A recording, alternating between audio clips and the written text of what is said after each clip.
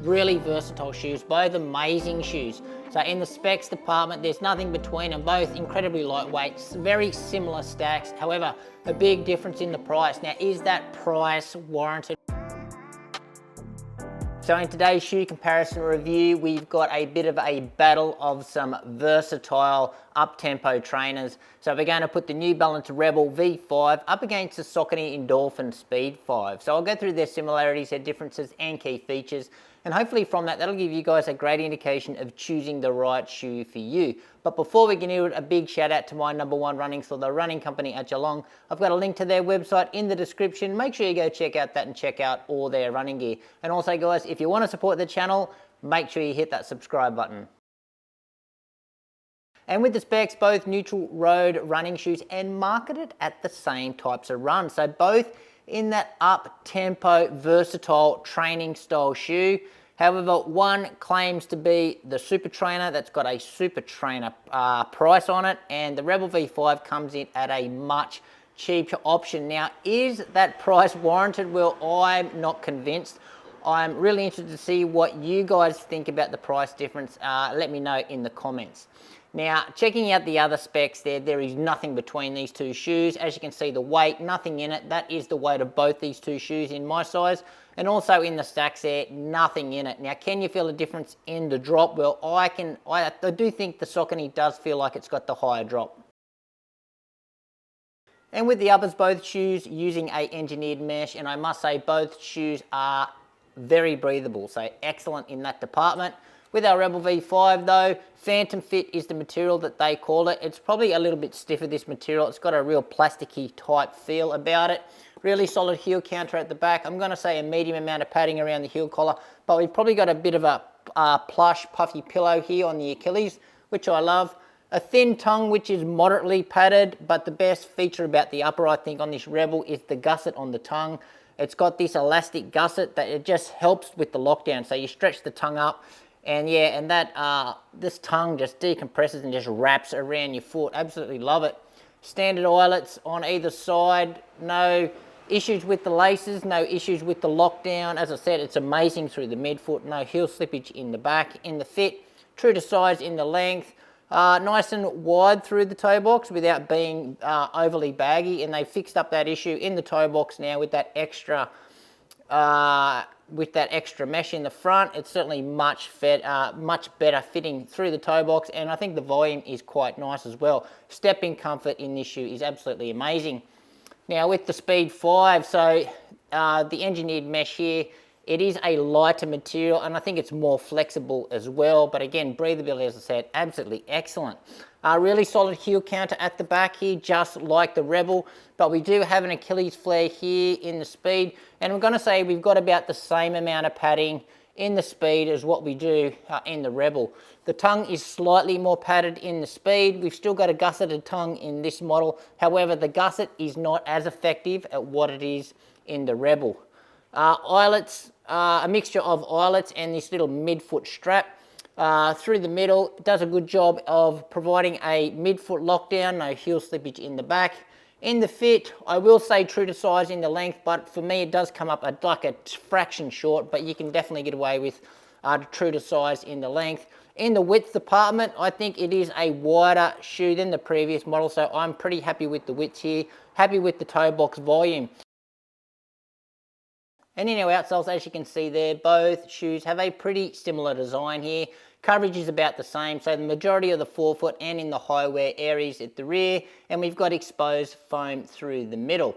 Now, I will say that the rubber on both shoes as well, so the thickness is about the same, and I do think that they've got the coverage just about perfect. Not too thick, not too thin, and none of these outsole rubbers take anything away from the ride or anything away from the performance of the shoe in the dry conditions, that is. So with our Rebel V5 though, in the grip department, obviously all shoes are good in the dry. In the wet though, this thing is amazing again, so New Balance have nailed it again. In the durability department though, this rubber compound is a little bit softer and not as hard wearing as the XT900 that you do get in the Saucony. However, in the grip department in this shoe, so obviously good in the dry, but in the wet, this thing turns into an ice skate, and that's where this XT900 rubber is inferior compared to what they're using here in the New Balance. But as I said, durability, this rubber will hold up a little longer than what you're going to get in the Rebel. And in the midsole, so two different setups here, and that's probably where the price difference starts between these two shoes. But with the Rebel, so they are using fuel cell, but it is a PIBA blended fuel cell. So it's got super foam in it, it's just mixed with an EVA as well, just to tone it down a little bit. But very simple design, just one big slab of this fuel cell. No plate in the shoe. However, rigidity-wise, this shoe is still pretty stiff. So especially through the middle of the shoe, so it feels like it's got like a stiffening element through the middle of the shoe, but in the front, we've got a little bit of stiffness there as well. In the geometry department as well, we've got a bit of a 4-foot rocker here. So I'm going to say it's probably at the earlier stage, and it's probably on the gentle side as well. So you can stand around in this shoe and you don't feel like you're tipping forward, but you can certainly feel the rocker as you're running in this shoe, because there's no slappiness in the ride, and it does promote a pretty quick turnover, whereas a bit more tech is going on here in the Endorphin Speed 5, so Power Run PB. So that used to be Saucony's premier super foam. However, they've got a new super foam now called Incredi-Run, so this is the tier below that now. So just two layers of that, and in between those two layers, they've got a full-length nylon plate.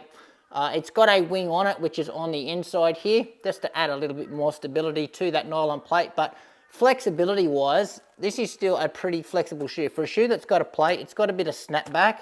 Probably something that the Rebel doesn't have that snapback, so it misses that snapness of the plate. But in the stiffness department, the Rebel is just as stiff as what it is in the Speed. Now in the geometry department, this is where the Speed comes into its own. So they've got that speed roll tech into this shoe. So again, it's a bit of a early stage rocker in comparison to other shoes. However, it is a little bit more aggressive, and because it's got that plate, it holds its structure just a little bit more, and the Speed does feel like the more rockered shoe when in comparison to the Rebel.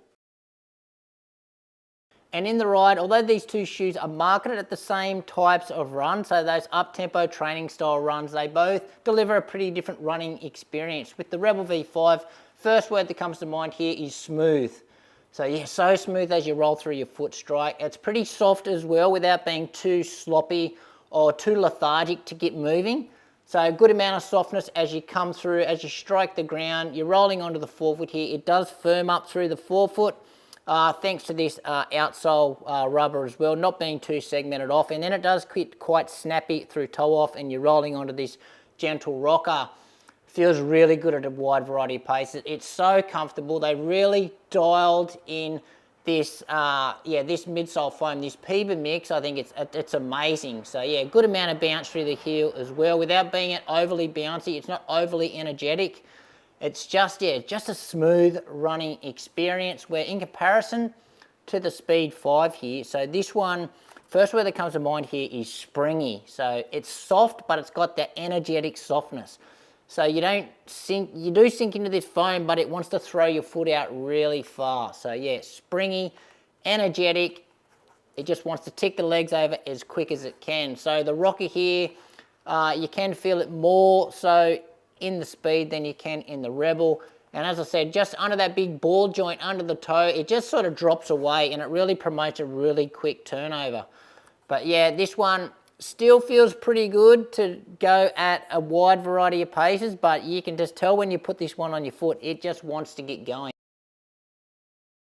And best shoes, so both these two shoes do claim to be incredibly versatile running shoes, but how versatile are they? Well, the Rebel V5 for me, and my running style, this is the most versatile shoe in my range so far. So this can seriously handle anything that I throw at it. So recovery day, easy day, any speed session, and also I've taken this one out on a 30k long run and it held up nicely. So the foam didn't bottom out on that run at all.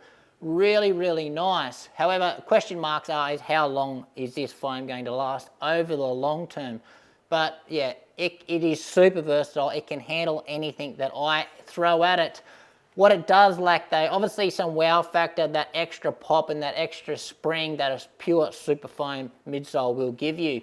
Whereas the Speed 5, so pure super foam in this one,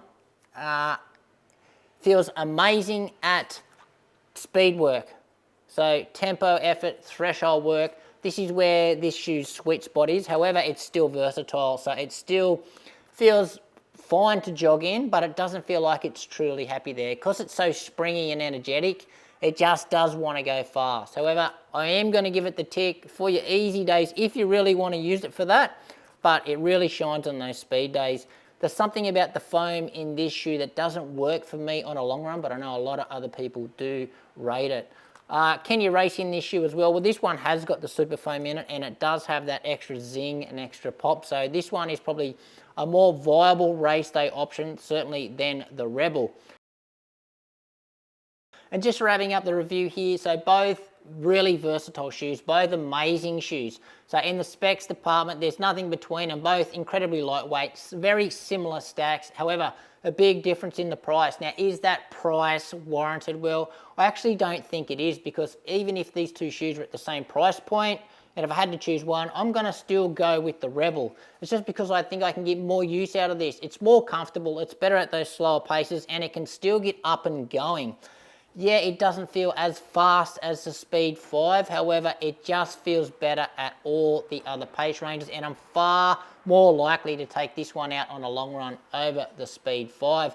But anyway, guys, that's it from me. Any questions you've got regarding these two shoes or how they relate to anything else, just drop it in the comments below. Apologies out there to the die-hard Speed fans that you didn't get the win this time. I still do love your shoe, but this one's just slightly better for me.